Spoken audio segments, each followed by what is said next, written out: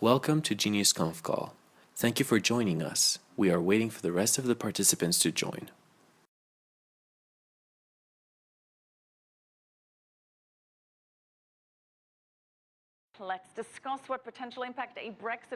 Parlons des répercussions que le Brexit pourrait avoir sur l'économie de l'Asie avec Anthony Chan, économiste en chef chez Chase. Anthony, c'est toujours un plaisir de vous voir.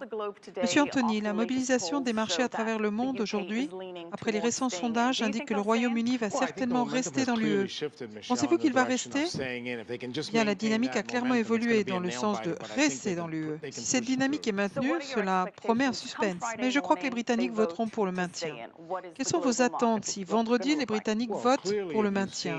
À quoi va ressembler le marché mondial? Bien sûr, si vous l'avez remarqué, c'est la panique au sein des marchés mondiaux, comme si le Royaume-Uni allait quitter l'UE. Donc, ils se sont dit qu'on aura une réaction positive dans le monde en réalisant que l'Asie n'a pas une exposition forte au Royaume-Uni. Mais il existe quand même une exposition importante en termes de PIB réel. L'Asie a une exposition de 7 dixièmes de pourcentage sur le Royaume-Uni et bien sûr la Chine avec moins de 0,5%, mais cela reste quand même important. Le président Xi a exprimé son soutien en faveur du maintien du Royaume-Uni dans l'UE. En cas de Brexit, comment cela affectera-t-il le commerce entre la Chine et le Royaume-Uni? Bien, je pense que si vous avez observé la relation entre le président Xi et le Royaume-Uni, vous notez que cela s'est certainement consolidé au cours de ces dernières décennies. Et je pense qu'ils souhaitent voir le Royaume-Uni rester dans l'Union européenne parce que cela leur offre l'opportunité d'accroître les échanges commerciaux avec le reste de l'Union européenne. Et le fait d'avoir le Royaume-Uni comme soutien à l'expansion du commerce sera très positif pour la Chine. Et je pense que c'est l'une des raisons pour lesquelles ils sont enthousiastes. Ils en sont enthousiastes.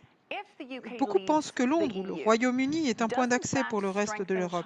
Mais si le Royaume-Uni quitte l'UE, cela ne donnera-t-il pas plus de poids à la Chine lors des négociations à la fois avec l'UE et le Royaume-Uni?